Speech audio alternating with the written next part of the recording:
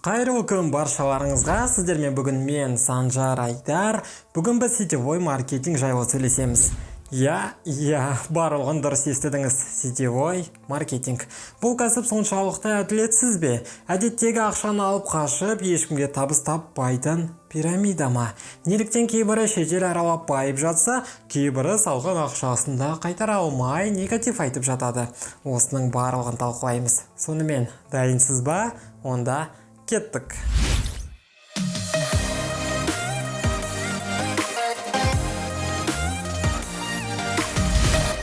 Бүгін мен бұл салаға сырт көзге сыншы болып, тек қана факттармен сөйлейтін боламын. Бастамай жатып, бұл кәсіп түрін мүлдем түсінбей, тек қана өзінің қолынан дымда келмеген адамдардың пікірін тыңдаған адамдарға айтарым, бұл саланы басынан аяқ зерттеңіз. Кері байланысты сол кезде берерсіз.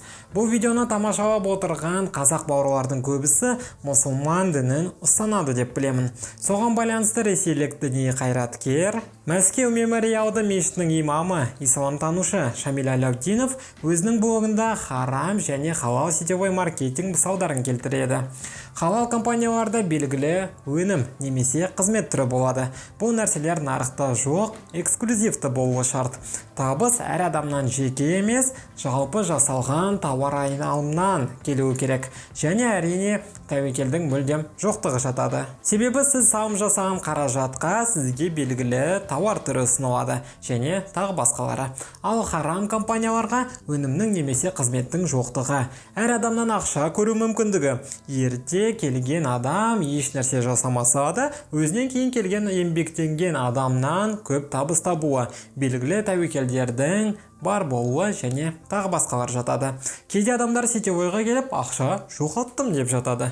Бірақ сіз белгілі тауар алып, ол өз құнына сәйкес келсе, демек ақша жоғалттым дегеніңіз өтірікке ұласады.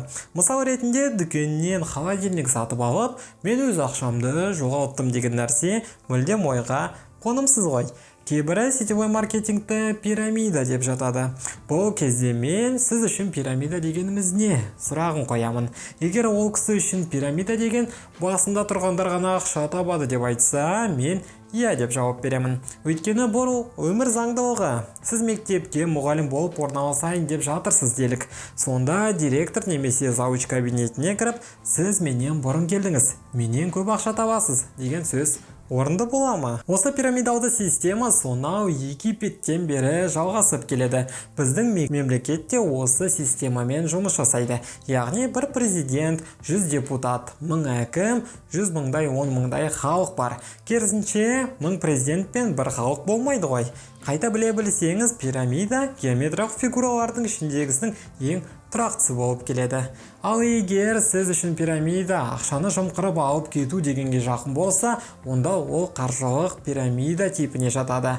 Ондай компаниялар бірден 3 жылға дейін ғана өмір сүреді. Сол үшін тұрақты компанияларға кірген дұрыс. Оларда барлығы заңдастырылған, толық құжаттар бар, барлығы официалды түрде жұмыс жасайды. Әр түскен табыстан мемлекет қазынасына салық төленеді. Демек, бұл кәсіптің мемлекетке де пайдасы бар.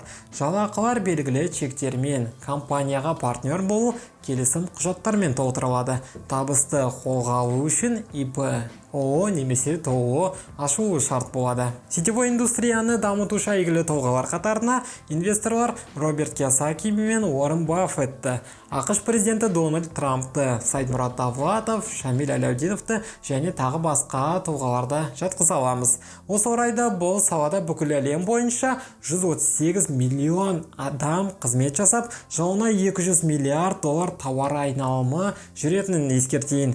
Және сетевойда басқа кәсіп түрлеріне қарағанда миллионер атанған адамдардың саны көбірек екенін жасыра алмаймыз. Ойланып келсек, 138 миллион адам сала таңдағанда барлығы бірдей қателесуі мүмкін емес қой.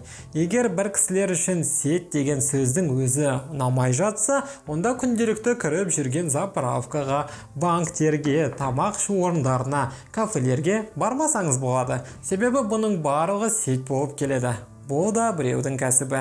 Салыстыру ретінде қарапайым және сетевой компанияларды алайық. Әйгілі Chanel компаниясының жылдық тауар айналымы 1 миллиард доллар болса, сет арқылы дамыған MV обороты 8 миллиард доллар, Гербалайфтікі 5 миллиард доллар жылына болып келеді.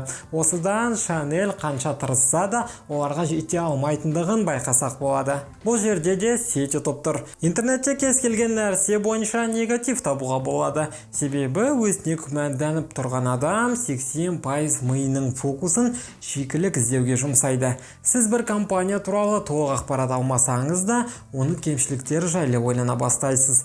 Барлық нәрсені саралап, байыбына жеткен дұрыс болады. Себебі кейбір адамдар дұрыс емес кісілердің артынан ергені үшін, дұрыс компанияға кірген үшін толықтай индустрияға негатив айтып жатады. Бұдан маған келіп кетер нәрсе жоқ, бірақ оны өз басым дұрыс емес деп санаймын. Және бұл кәсіп түрінде де басқаларда сияқты көп еңбек ететін адам ғана жетістікке жетеді. Тура осылай сіз өз ұстазыңыздан да оп-оңай озып кете аласыз. Ал менде бүгінге осы. Видео ұнаса лайк басып, сұрақтарыңыз болса төменге жазсаңыз болады. Алдағы уақытта осыған ұқсас видеолар көп шығады. Сол үшін каналға тіркелуді ұмытпаңыз. Сіздермен бүгін болған мен, Санжар Айдар. Сау саламатта болыңыздар.